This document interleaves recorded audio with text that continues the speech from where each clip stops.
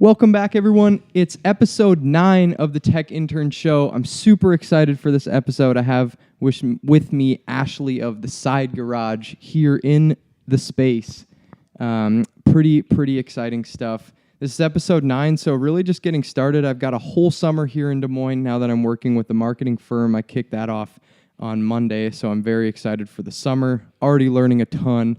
And this will be fun to kind of keep going and bring back to Des Moines and sort of manifest my connections with everyone here. So I'm super excited to have Ashleigh on. She's kind of how I got my start with the apparel side of things with the Angler's Hatch, my other little side gig. So it's super exciting. Before we get into Ashleigh, if you like what you're seeing with the Tech Intern Show, subscribe to the YouTube channel. Follow along on Instagram, Facebook, and LinkedIn, pushing out content on all those channels and going to continue for the rest of the summer.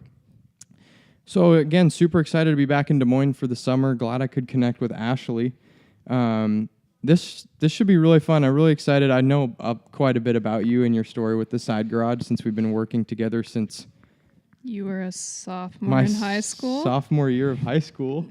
I remember we met. I pinged you right before that whole thing, and I was one of the last people to get in, and we met in Mars sidebar next to Ray Gun. Yep. And then I think 2 meetings later when we had manifested the graphic and the idea and the theme, you were like, "How old are you again?" Yeah. And I was like, "Oh, I'm a sophomore in high school," and she was like, "What?" No, I was so... That was super funny for me. Oh my gosh. Because I thought you knew all along. No. I think I knew that you were... I knew you were in high school. The whole time I thought you were a senior getting ready to go to college. And then you told me you were a sophomore. And I was like, oh my God, what was I doing when I was a sophomore? Not this. Nah. Yeah, that was super fun. Yeah. So we did one shirt, originally just kind of a really... not simple graphic, but really clean graphic, kind of my first official one for the Angler's Hatch, which I was super pumped on. And I was Googling around just kind of screen printing in Des Moines, and the Side Garage popped up, and I was like, wow, I haven't heard anything about these people, but it sounds super fun. Then the ball got rolling, we met, and then it was one t-shirt and then another t-shirt, and I was like, oh man. So this is one of my more valuable connections in Des Moines as far as the creative realm goes. So thanks so much for coming on. Yeah. I'll kick it to you and just kind of talk a little bit about yourself, kind of where you got your start, went to school, kind of how you found yourself here in Des Moines, and then we'll get into the Side Garage. Yeah. So I'm actually a Texas native, so I grew up in West Texas, Lubbock, go Raiders. Did not go to Texas Tech, which is what brought me to Des Moines. So I actually went to Drake University, and I studied graphic design and advertising there. I also played basketball, which is what brought me so far away from Texas. I've seen you've been getting those buckets on Instagram. Yeah, something like that. The jump shot isn't quite as high as it used to be, but I'm trying. Actually, we just bought a basketball goal for our backyard, so we're just trying to get outside. It's slight. It's just the practice. Yeah. But yeah, so that's kind of my surface level background. I've always been interested in art as a kid. I was very much interested in band merch specifically, so that's kind of what I thought I was going to go into. I thought I was going to do album artwork and t-shirts and stuff like that. Whoa. Didn't do that right out of college. You don't necessarily always get your dream job once you get out. But right. Yeah. I worked in the industry in a couple of different areas. Eventually got a job in a screen printing company here in town as a project manager and designer there, and that's kind of where I learned screen printing. So that's where I got all of my base level education. Loved it. I was there for about 6 years. Was ready for something different, and that's kind of when I took what Ben likes to call a gap year. I took a gap year to figure out what I wanted to do next. Yeah. Nice. Mine was maybe a little bit more structured than yours, but... Little bit. I was floating around a little bit. What did you do in your gap year? Just kind of take some time to think?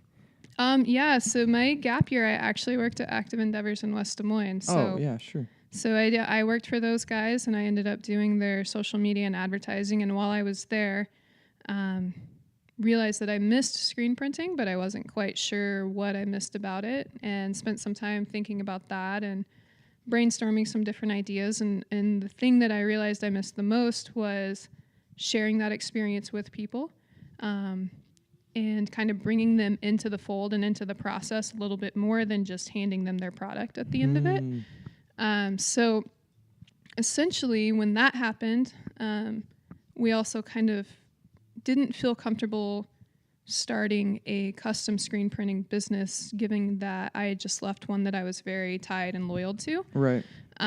So we started looking at alternative options to create a business around screen printing, and we saw people doing on-site printing in bigger cities. So, LA, Austin, Chicago, that kind of thing. Yeah. And we said, why not Des Moines? And so we brought mobile screen printing to Des Moines, and that's how the Side Garage got started. I love that line on how you do you said you missed bringing people like into the experience, not just like handing them the t-shirt. Like you wanted to bring people, and that's what you do a lot of now with the Side Garages, or like, a lot of is bring people on, have them events, take the presses to certain places, have hundreds of people come and print shirts. You do it at the farmers market downtown. Yeah. Talk a little bit about sort of the event side of things, and I guess that's like your true passion is bringing people and kind of taking them on that journey, but talk about a little bit more of what's special about that. So probably in a different spin from the direction that you might have thought it would go, the thing that I love the most about our events is that it oftentimes creates an opportunity for small businesses and organizations and groups to provide shirts and provide a unique experience to people at a very low entry level cost. Okay. But beyond that, because you're working with so many small businesses and small groups and organizations, you're also getting to interact and meet with people that you probably wouldn't normally interact or meet with on your own accord. So I've learned a lot about veganism. So we've done a lot of events with vegans. I've learned a lot of different cultural things with different backgrounds here in Des Moines that we've worked with, different rights movements, things like that. And it's a very rewarding and rounding thing to be a part of, because I feel like by exposing yourself to people who think, believe, and act differently than you do, it makes you a better person as a whole. Wow. So kind of coming back full circle, we're providing a service that we hope is, more beneficial than just buying a bunch of shirts and getting stuck with leftovers or something like that. Right. In a personal regard, I feel like it's made me a better person, which is awesome because I'm an introvert and I'm not going to actively seek out these people. But when I'm standing up there with a line of them wanting to print shirts, conversations happen. Yeah. And I've learned a lot, and that's been a really great thing that's happened with it. Whoa, that's super unique twist. I'm glad you went that direction. That's a great answer. Jeez. Just happened. Yeah. Kind of the conversation you get up there with people, I see it as like you're tangibly just expanding your network, like just like with those events. Yeah. You're meeting different people and they're tied to different things, all that good stuff. Yeah, and it's not like we're necessarily fully seeking out that network growth. We're very intentional about building relationships with the people we meet and trying to learn names and remember faces and be able to shake their hands the next time that we see them and shake it confidently, being like, we know who you are. And we saw you. We want people to feel seen and valued. So that's definitely like that's an important thing for us when we go and do that. We're not building a network. We are, but we're focusing on building relationships. That's key. That's so key.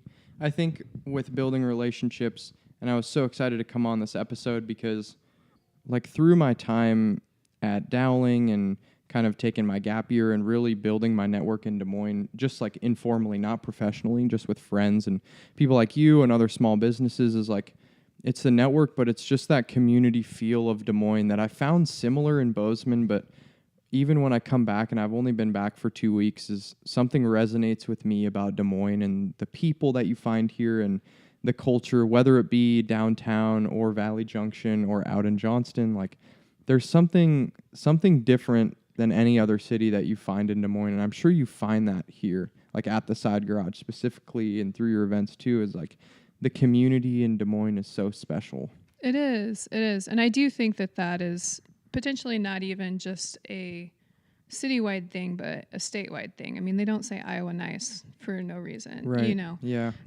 But specifically in Des Moines, we know without a doubt that we would not be doing what we're doing without the community support that we have.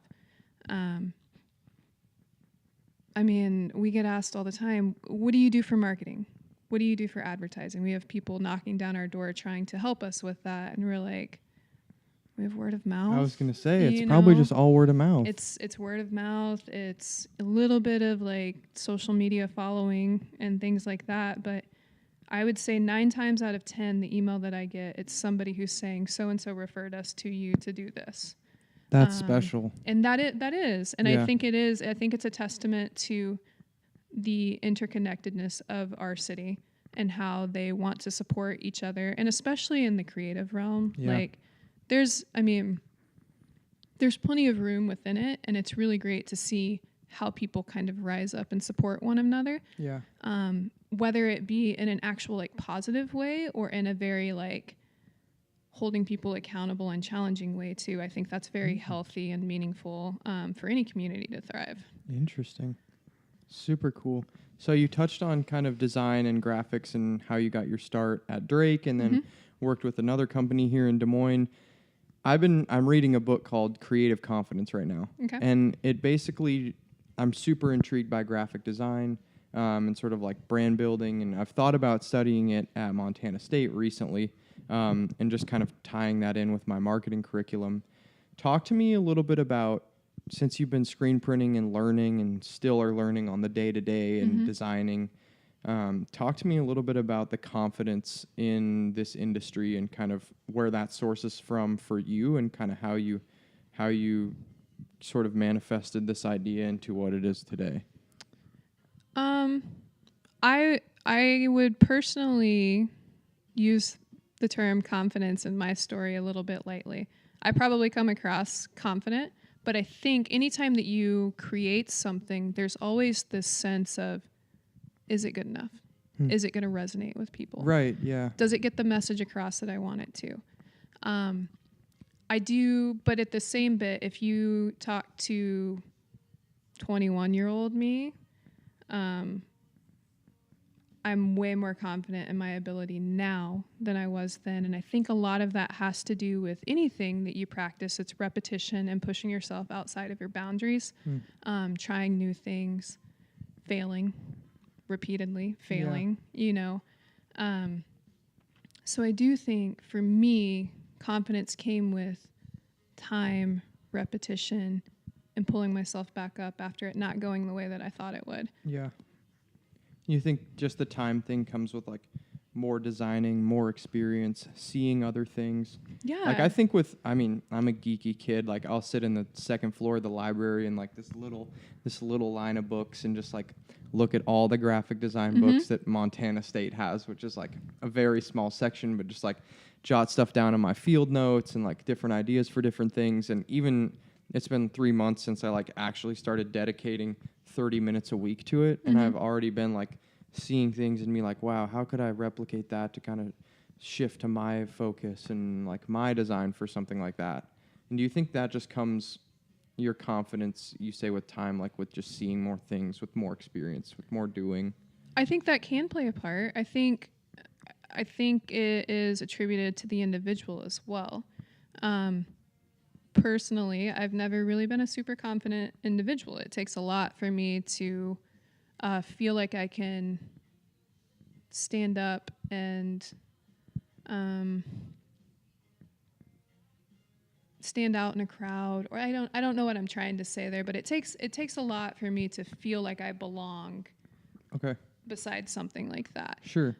And that's a personal thing. Whereas somebody like yourself, like I would consider like you a very confident person and somebody who's not afraid to fail, because I have seen you take these leaps and bounds and try things that aren't within your normal day-to-day specifics or reach or anything like that. So I think design, much like developing as an adult and as a human, comes with figuring out yourself a little bit better and figuring out what it takes for you to build that foundation and those skills and things like that to reach that goal that you're trying to attain.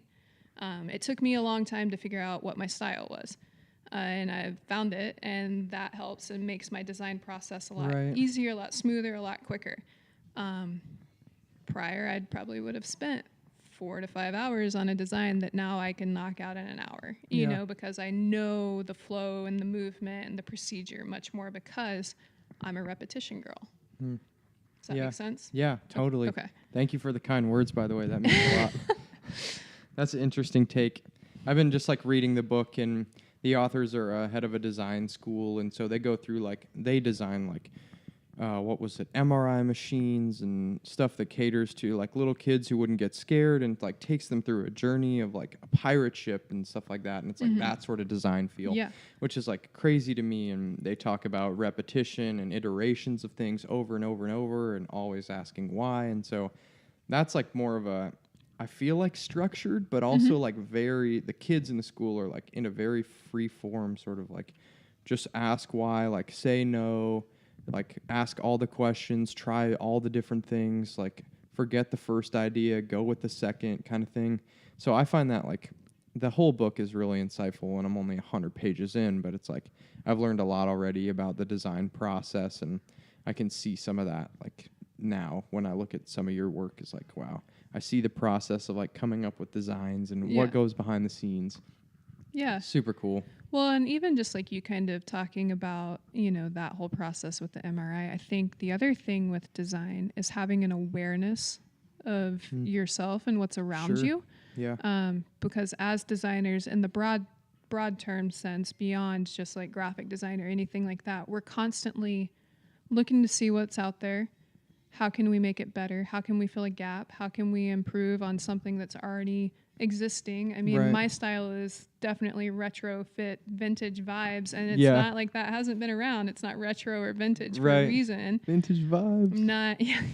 I'm not reinventing the wheel. I'm just trying to take this style and this concept that I value and I think has been so important into design history, and like, how can I take that and make it into something that means and resonates with our audience? Boom. Awesome. Just to round out the episode, thank you for the thoughts, by the way, on design and Side Garage, kind of how you got your start. Like, epic episode so far. The final round is just a little segment I like to do. Couple questions for you, just to kind of round out everything, get a little take on everything. You're from Texas. Now you live in Des Moines. What city would you live in if you didn't live in Des Moines? Omaha. Really? Yeah. Interesting. Yeah. It's still in the Midwest. Pretty easy to get to Colorado, and they have cheaper flights than Des Moines, so you can get just about anywhere. Oh, and it's cool. They have a really up and coming community too. Yeah, it's cool. Yeah. It is cool. Most interesting thing on your bucket list?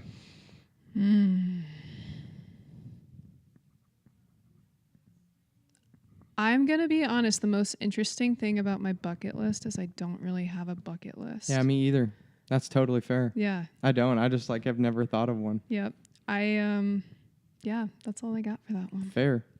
Looking around the shop, we've got shirts on the table, shirts on hangers, bunch of different graphic stuff, shirts on me. What's been your favorite design that you've had throughout the past couple of years? I would say the Iowa bike design that one? I did. Yeah. Okay. Yeah. I'll put a picture up. Okay. Yeah, that one. So unique. I saw that. And the cycling community is something else we don't need to get into now, but like so unique here in Des Moines. Mm-hmm. Like it's like the cycling and the uniqueness of the bike trails and how you can get from downtown to Grays Lake to out to here. Like, yeah, it's just all interconnected and woven. Yeah, and the cool thing is it's going to continue to evolve and get better and get even more connected. I think I just read an article that they're trying to do a bike trail across the U.S., and Iowa is going to be one of the states that it goes through. What? Yeah. That's super cool. Yeah. It's like RAGBRAI, but like times 50. I'm sure there will be a race at some point. That would be sweet. Cool. Thanks so much for coming on. I really appreciate it, like being my first episode back in Des Moines, and Ashleigh and I got our start in 2015, 2016. Man, I'm not good at dates. Sophomore year of high school, so I'm going into my sophomore year of college now. So a while back, and I just appreciate all of the design and kind of work that we've done with the Angler's Hatch. Like, that means a lot to me, and having a unique connection in the creative industry in Des Moines is like super cool, and I always shout you out. So go check them out online, The Side Garage. Thanks so much for coming on. Thanks, man. Yeah. Thanks so much for tuning in to this episode of the Tech Intern Show. It means so much to me. Be on the lookout for new videos coming this summer. A lot of connections that I'm going to bring onto the show in Des Moines. So I'm super excited to show that to all of you. Have a great day.